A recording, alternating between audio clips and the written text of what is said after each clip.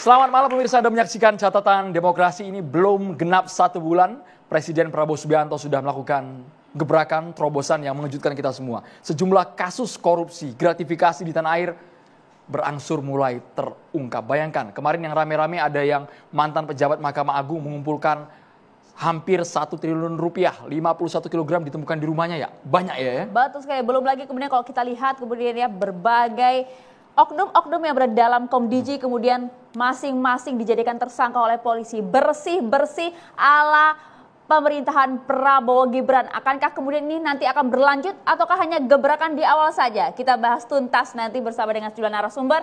Kami pun juga akan melibatkan mahasiswa dari Universitas Indonesia. Kami yakin teman-teman dari UI pasti ngikutin banget dalam 1-2 minggu ini banyak kasus yang viral, banyak yang FYP juga di TikTok. Kalian tahu kan nama-nama siapa saja yang FYP, ada mantan Menteri Perdagangan Tom Lembong, kemudian dijerat. Ada pula yang kemarin Zarof Rikar, Ronald Tanur, hakimnya kena tangkep, tadi sudah dibawa ke Jakarta. Banyak kasus yang Padahal belum 1 bulan nih pemerintah ini berlangsung Bahkan ada kalimat dari Prabowo, kalau memang tidak mau bersih-bersih, tidak mau itu apa minggir. Ya itu dia nanti kita akan bahas. Kalau kita lihat nanti mahasiswa jangan hanya tampil keren saja tapi nanti juga terlibat dalam diskusi kita ya. Waduh, kita semuanya juga gak mau kalah kuning. nih, Tapi kalau Maria tampilannya baru nih. Kita nggak mau kalah sama anak-anak UI. Kita elegan kali malam hari ini, Andro. Alhamdulillah, terima kasih banyak ini dari Batik Jacquard BHS yang tentunya akan menambah semangat kami dalam siaran di catatan demokrasi, Maria ya. Betul. Menemani kita pada malam hari ini ya. Motifnya juga keren banget. Kita langsung saja kita akan kenalkan satu persatu narasumber kita, Andro. Sudah hadir di studio kami ada Bang Nasir Jamil, anggota Komisi Hukum DPR RI. Selamat malam, Bang. Begitu mikrofon ya. Kabar baik, Bang. Tapi kita belum mulai, catatan udah banyak, Bang. Saya lihat, Bang. Belum juga mulai ya. Ini bukan catatan demokrasi, ini catatan lain lagi. Catatan Nasir Jamil itu. Yang juga sudah hadir pula di samping Bang Nasir ada Profesor Henry Subiakto, Guru Besar Komunikasi UNER. Selamat malam, assalamualaikum. Terima kasih, selamat malam. Assalamualaikum warahmatullahi wabarakatuh. Waalaikumsalam warahmatullahi wabarakatuh. Kita tunggu, Prof, nanti gaspolnya, Prof ya. Kalau ngundang Prof ke Cadem pasti rame terus. Nah itu dia, di semua program TV One. Hadir pula di sini kita tunggu nanti catatan-catatan hukumnya seperti apa. Pakar Hukum Pidana UI, Aristo Pangaribuan. Bawa pasukan banyak malam hari di Zal ya. Alma mater tetangga. Beda fakultas ya, Bang ya? Beda fakultas, tetangga. Tadi kalau satu fakultas kita mau nanya, ini Bang Aristo ngasih nilai royal nggak di kampus ya? Kami juga menghadirkan, ini penampilannya baru, sama seperti kami yang menakan BHS, tapi kalau Bang Saur kayaknya pakai kopiah. Tulisannya Laskar Daulat Rakyat, Saur Siagian, aktivis anti korupsi. Memang saya sengaja dalam catatan demokrasi ini, supaya hakikat demokrasi itu daulat itu di tangan rakyat, dan dia layak mendapat bintang 5. Kalau Kapolri paling tinggi bintang 4. Bintang berapa itu, Bang? Bintang 5. Bintang 5. Jadi karena kita di Forum Demokrasi, Catatan Demokrasi itu harus kita ingat. Dan saya, Nasir sahabat saya, dia perwakilan kita bahwa dia yang mewakili itu masih bintang 5. Gitu. Terima kasih. Terima kasih banyak Bang Saur dengan tampilan barunya. Kami juga menghadirkan Irjen Pol Purnawirawan Arianto Sutadi, penasihat ahli Kapolri. Selamat malam Pak Arianto. Assalamualaikum, selamat malam Pak Arianto. Baik, kita langsung ke Bang Saur Siagian. Bang Saur Siagian, Anda kaget tidak? Anda kaget tidak Bang Saur melihat Prabowo Subianto belum genap 1 bulan presiden kita tiba-tiba membongkar banyak kasus meskipun yang rata-rata mengambil alih kasus ini adalah Kejaksaan Agung, Bang Saur Siagian? Kalau menurut saya presiden kita yang baru ini sedemikian mungkin dia kan sudah di kabinet 5 tahun. Saya pikir dia sudah memapping apa problem mendasar daripada bangsa ini. Kalau kita lihat tadi narasi daripada presiden kita bahwa tidak ada satu negara yang bisa maju kalau tidak bersih. Dan kemudian ditekankan kalau tidak ada ikut saya keluar. Nah, saya kira ini harapan paling tidak di awal daripada pemerintahan beliau membangun harapan.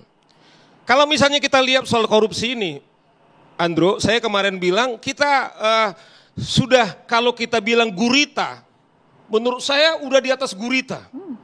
Saya malah takut kalau kita mau tahun 2045, kemudian kita 100 tahun Indonesia, Kalau kasus korupsi ini misalnya tidak diselesaikan, kita berpotensi loh kemudian menjadi negara gagal. Kenapa, Andro?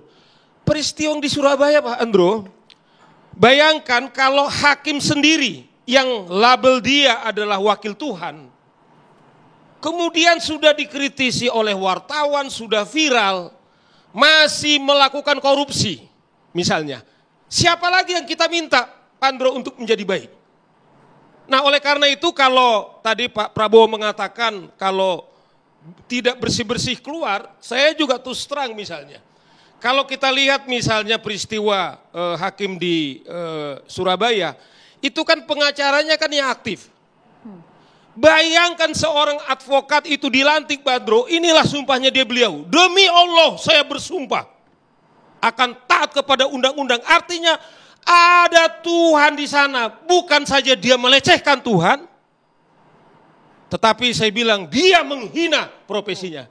Coba bayangkan, Pandro, andaikan hakim ini pengacara ini misalnya dia sesuai dengan kode etik kami, nggak mungkin ibunya Ronald Tanur sudah anaknya di penjara, kemudian keluar diduga setidaknya paling tidak yang terbukti 3,5 miliar.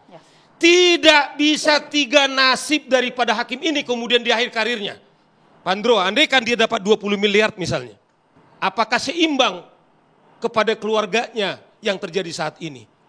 Oleh karena itu saya kira, saya juga melalui forum ini juga, kalau ada advokat menurut saya tidak sesuai dengan kode etik, sesuai dengan apa yang dikatakan Prabowo, keluar jadi advokat. Saya tidak berani kemudian meminta hakim, kalau kita konsisten, jangan menjadi advokat. Karena begini, Bandro, coba di sini ada mahasiswa UI. Bagaimana harapan mahasiswa UI ini? Ada fakultas hukum nggak di sini? Angkat tangan. Nggak ada kan? Ada dosennya, Pak. Ada dosennya. Dosennya di sini, Justru karena saya ada dosennya, Bang. Coba bayangkan seorang fakultas hukum belajar 4 tahun. Ya toh, dengan susah, apalagi di UIS, dengan sedemikian susah, ketika mereka ini kemudian jadi advokat. Pelajaran-pelajaran yang diberikan oleh Dr. Aristo, yang dia sekolah ke Amerika sampai PhD, tiba-tiba tidak berlaku. Bagaimana tragedinya universitas kita? Makanya ada penulis, seorang dosen di Universitas Gadjah Mada, dia mengatakan, Pak Jalil, supaya fakultas hukum ditutup saja katanya. Artinya ada serius. Artinya adalah pendidikan kita tidak ada artinya kalau korupsi ini tidak serius kita tuntaskan. Makanya saya himbau kepada presiden, kalau presiden kita ini jangan omon-omon saja, tapi betul-betul serius. Kalau menteri-menteri telah dikumpulkan 3 hari di Magelang, Pak Aristo, Mbak Maria, saya dorong beliau tentu sebagai kepala negara. Di sini ada wakil kita Komisi 3. Untuk apa? Mengumpulkan pimpinan lembaga legislatif, pimpinan lembaga yudikatif, pimpinan organisasi advokat, para akademisi, para NGO, terserah tempatnya di mana. Kemudian declare seperti apa kata presiden. Udah, mulai sekarang kita declare. Kalau republik ini, mau baik, kita sungguh-sungguh. Tapi ingat Andro, kita boleh tunjuk orang lain. Ada seorang filsuf mengatakan, tantangan yang paling terbesar bukan mengalahkan musuh, tapi adalah mengalahkan diri kita sendiri. Tapi miris Bang, Abang bilang bahwa profesi yang advokat, penegak hukum itu malah yang rentan koruptif, yang rentan bisa mempermainkan itu, yang rentan menerima suap, Maria ya. Nah makanya ini menurut saya ini adalah orang yang tidak punya harga diri, Pak Andro. Artinya paradigmanya gini, sering di antara advokat dia mengatakan gini, kalau saya tidak korupsi, saya udah pasti kalah dong katanya. Nah ini kan sudah rusak struktur berpikirnya. Padahal menurut saya, dalam pengalaman saya sebagai advokat, justru ketika seorang advokat sudah taat kepada kode etik, prosesnya sudah baik. Berarti 50% sudah menang dong. Ya kan? Karena caranya sudah dilakukan, bagaimana aturannya sudah dilakukan, sesungguhnya di 50% dia sudah menang. Tapi sekarang kebalik. Kalau dia tidak merasa menyuap, kemudian dia merasa dibayang-bayang kekalahan. Ini menurut saya struktur berpikir kita sudah salah. Sama dengan nih, ada orang jadi polisi misalnya, anak buahnya Pak Arianto. Dia mau polisi tapi mau kaya. Kan udah rusak otaknya gitu loh. Atau kalau mau jadi anggota DPR oke lah, karena emang tunjangannya lumayan gitu loh. Polisi lah misalnya. Mau jadi polisi tetapi dalam otaknya mau kaya, kan sudah rusak gitu loh. Bahkan bayar, misalnya ada bayar menyuap masuk polisi Pak Haryanto misalnya ada 1 miliar dan lain-lain. Nah kita dari awal udah rusak. Nah oleh karena itu kawan-kawan sekalian, jangan juga bebankan kepada Mahkamah Agung, jaksa atau kami pengacara, tapi seluruh Indonesia. Ya. Adik-adik juga kalau ujian masih nyontek. Anda sudah melakukan korupsi, tetapi kita semuanya gitu loh, Prof. Jadi Prof juga kalau emang tidak benar, kita dari awal kemudian tidak kompromi. Inilah ada harapan kita, apa yang dikatakan oleh Presiden itu akan kita negara yang lebih Itu baik. dia. Tak hanya sekali kalau kita lihat Presiden Prabowo menyatakan ini, Yes. bahkan sejak pidato pertamanya. Betul. Ditekankan ini. Akankah kemudian nanti seluruh kementerian pemerintah kita betul-betul bersih-bersih, satu visi, satu misi dengan Presiden Prabowo? Prof. Henriati menjawab. Usai jeda ya Prof. Sesaat lagi tetap bersama kami di Catatan Demokrasi.